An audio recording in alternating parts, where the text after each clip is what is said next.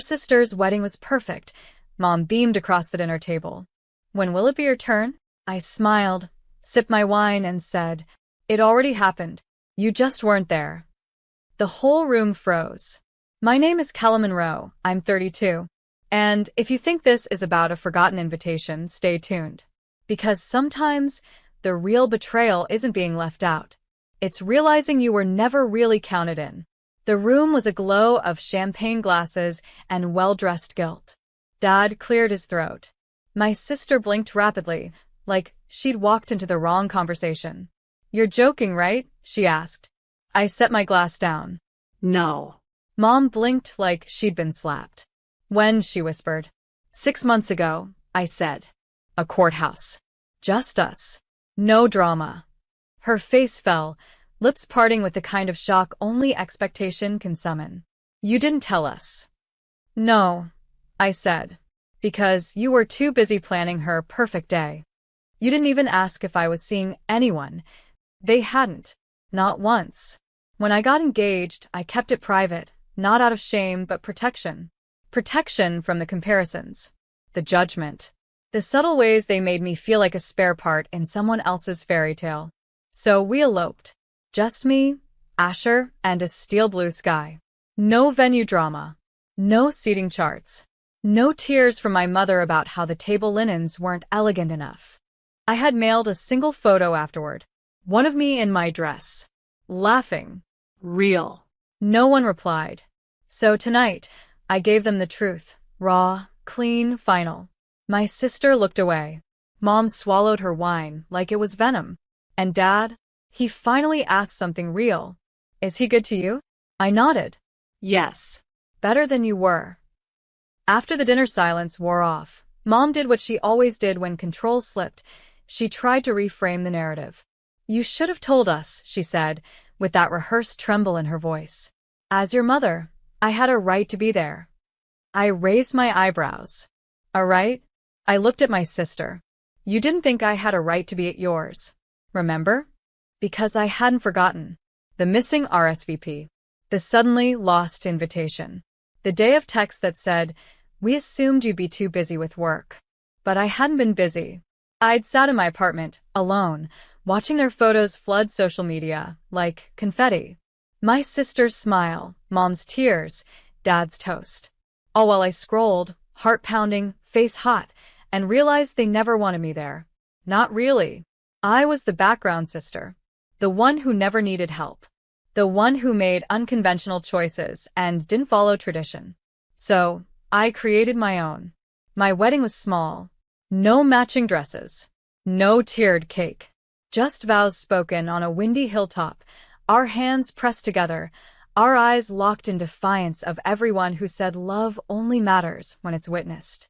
I didn't post it online. I didn't need their likes. Dad sighed now at the table, heavy and tired. Why didn't you tell me? He asked. I almost believed the softness in his voice. Until I remembered his toast at my sister's wedding. We're so proud to have one daughter who's finally doing things the right way. I looked him dead in the eye. You didn't ask. No one did. They only saw me when I reflected their image. But now? I was done holding the mirror. And across the table, for the first time in my life, I saw my sister's smile fade. My sister finally spoke. I didn't think you'd want to come to my wedding, she said, eyes flicking down to her plate. You always make everything about you. That was rich, coming from the girl who demanded 5 dress changes and cried over the shade of peonies. I tilted my head. Not inviting someone and justifying it after the fact doesn't make it right, it makes it rehearsed. She flinched.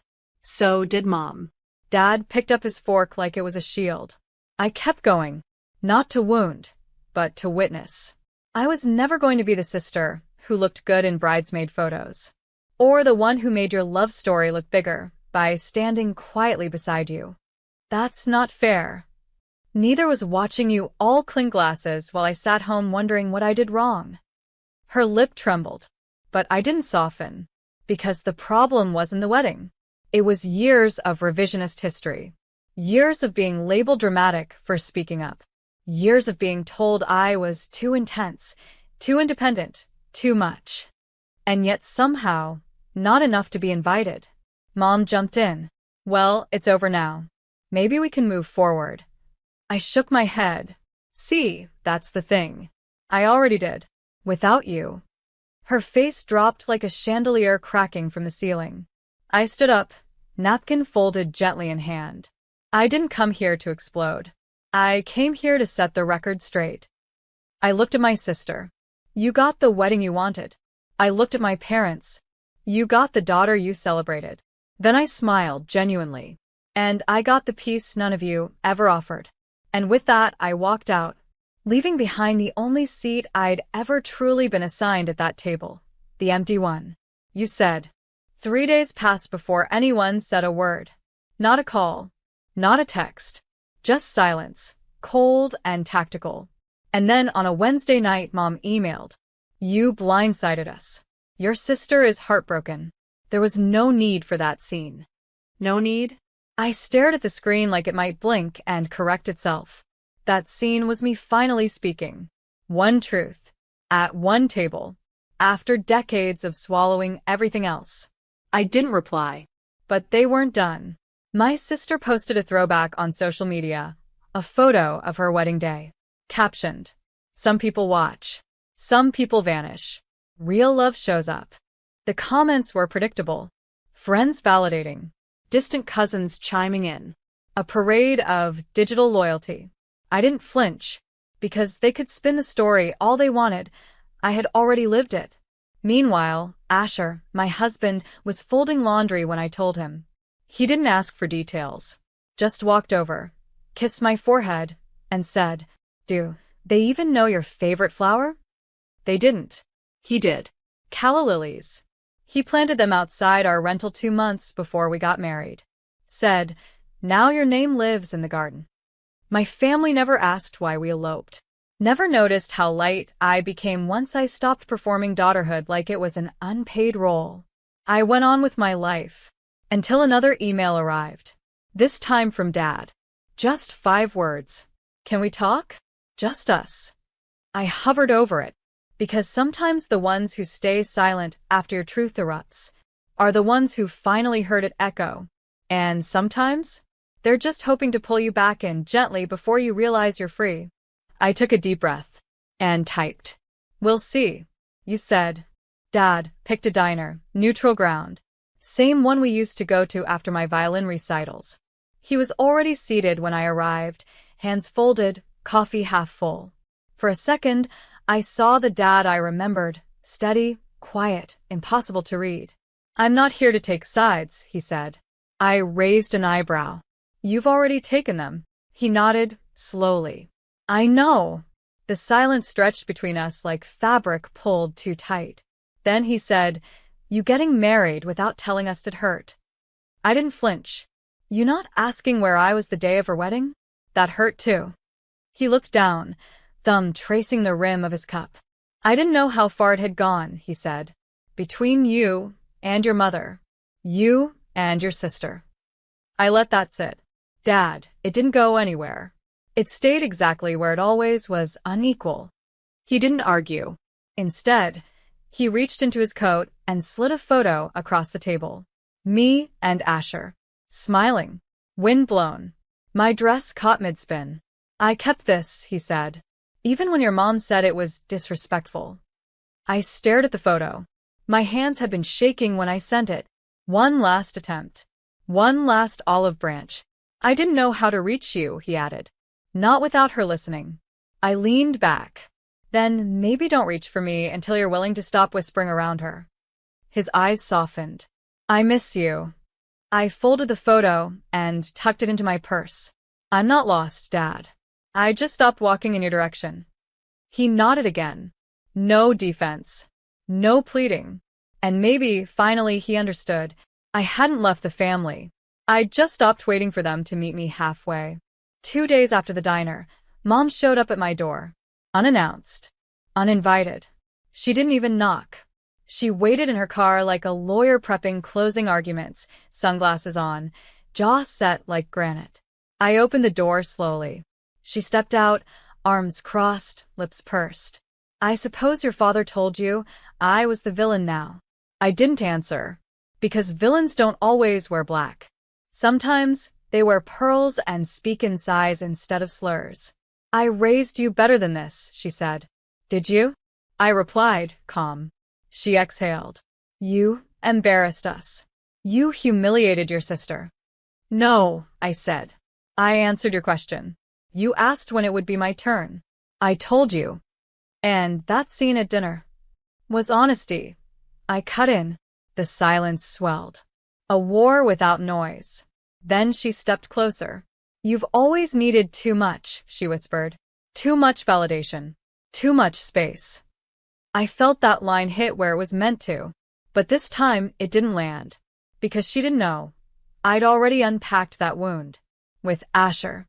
In therapy. In the stillness of a marriage she never asked about. I looked at her the way you look at a painting you once loved, and now see for what it really is, technique without truth. You didn't lose a daughter, I said. You just lost the version you controlled. She blinked. You think you're better than us now? No, I said. I think I'm just done bleeding for the applause you never gave me. She didn't cry. She turned, walked back to her car. Engine started. No wave, just taillights fading down the street.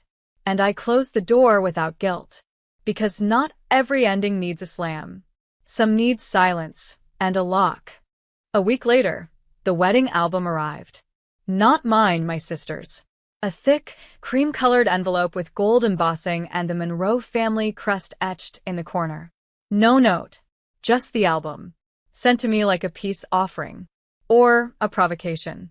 Asher watched me slit it open at the kitchen counter. Sure you want to do this? He asked gently. I nodded. Sometimes, closure isn't about what you want to see, but what you're finally ready to face. The first few pages were predictable. Dress fittings. Champagne flutes. Dad walking her down the aisle. Then came the reception. Mom mid-toast, eyes glassy with pride. A long, scripted quote about daughters, dreams, and destiny. Then one image made me freeze. A family portrait. Everyone lined up, smiling, poised.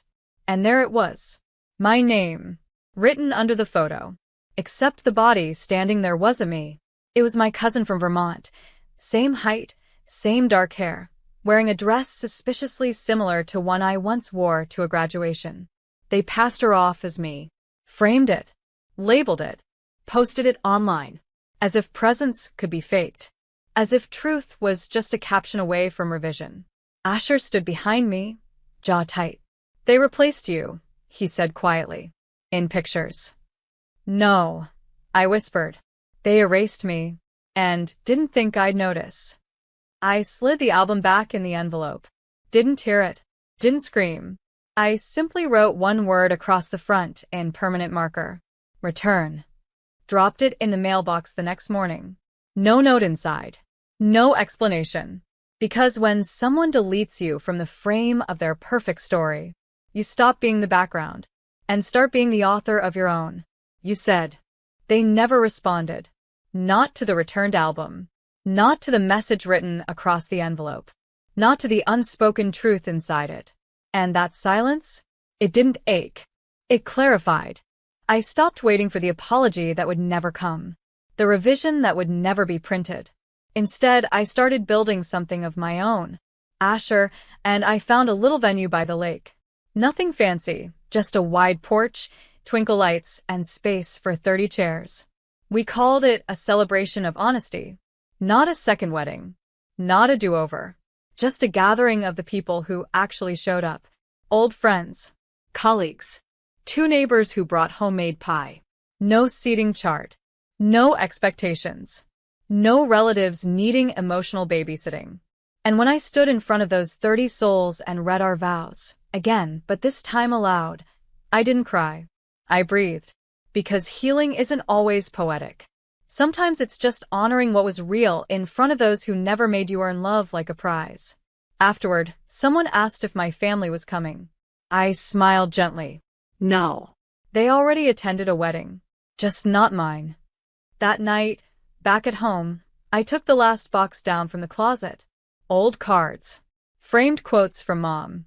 A bridesmaid dress I never wore. I placed it all in a bag, not with rage, with relief, and dropped it off at the donation bin on 7th Street. A girl in line behind me said, "That's a really pretty dress." I turned and smiled. It was never really mine. And as I walked away, lighter than I'd felt in years, I realized, family isn't who shares your name. It's who never has to ask twice where you were when it mattered.